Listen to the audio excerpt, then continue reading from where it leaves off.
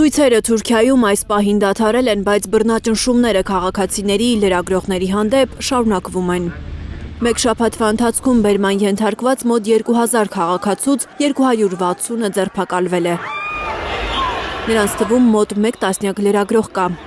Ստամբուլում հրատարակվող Ակոս պարբերականի հայալեզու էջերի խմբագիր Բաքրատ Էստուկյանը պատմում է, բանտերում այլևս տեղ ու դադար չկա։ Բերման ենթարկվածները ոչ թե մեկ են, այլ 10-ի մոտ անոնցում եմ, քանի մահատնալ արդեն ձերբակալված են հիմա, դիզաղելի երևույթ ան է, որ բանդերու մեջ տեղ չկա, մարդիկ կձերբակալեն, բայց չեն գնար բանտ տնել։ Ոստիկանությունը խիստ է ընդդիմադիր լրատվամիջոցների հանդեպ, հատկապես նրանց, ովքեր ուղիղ եթերում հեռարձակում են Ստամբուլի ձերբակալված քաղաքապետ Էքրեմ Իմամօղլուի աջակիցների հանրահավաքները։ 10 օրով դադարեցվել է Թուրքիայում գործող ընդդիմադիր հեռուստաալիքներից մեկի աշխատանքը, փակվել են մի շարք հաղորդումներ։ Այսինքն 10 օր իրենց էկրանը սև պիտի երևա։ Ուրիշներու համար որոշ հաղորդման ծրագիրներ 3 օրով կամ 5 օրով արգելվեցան, ոչ ամբողջ հաղորդումը, բայց որոշ ծրագիրներ քանի օրով արդեն պիտի չհրադարակվին։ Բաքրատ Էստուկյանի խոսքով որոշ լրատվամիջոցների ստիպում են մեծ տուգանքներ վճարել, սպառնում են եթերազրկել։ Ընդդիմադիր շրջի հեռուստակայանը 10 օրով արդեն արգելափակվեցավ։ Halk TV գոչված, այսինքն ժողովուրդ հեռուստակայանը դարձյալ ցաներ դրամական դուքանքներու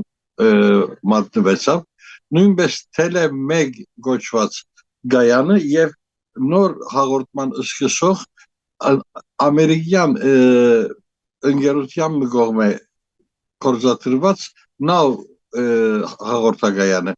4 հաղորդակայաններ հեռուստակայաններ արդեն ցաներ բադիժներու մատնվեցան։ BBC-ի թուրքական ծառայության թղթակից Մարկ Լոուենը, որը հենց առաջին օրից լուսաբանում էր Ստամբուլի ցույցերը, պատմել է, որ իրեն իր կամքին հակառակ տարել են հյուրանոցից, ինչ-որ տեղ պահել 17 ժամ, ապա ասել, որ արտաքսում են Թուրքիայից, քանի որ նա վտանգ է ներկայացնում հասարակական կարգի համար։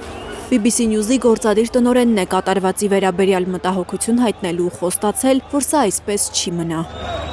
Մենք շարունակելու ենք անաչառ լուսաբանել Թուրքիայում տեղի ունեցող իրադարձությունները, նշել է տնօրենը։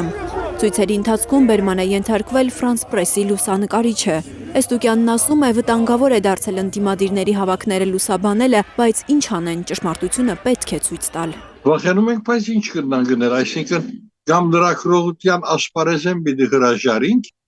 կամ ինչ որ բացշաճե ըստ մեզի այդ մեկը պիտի անենք։ Մենք եթե մեր ճշգրտության համոզված ենք, ուրեմն չենք վախտար։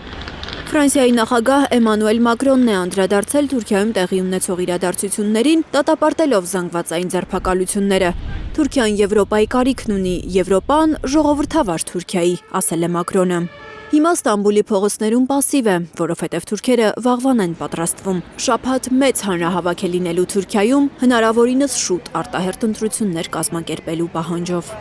Լիլիթ Գասպարյան, Հարություն Մաթևոսյան, 100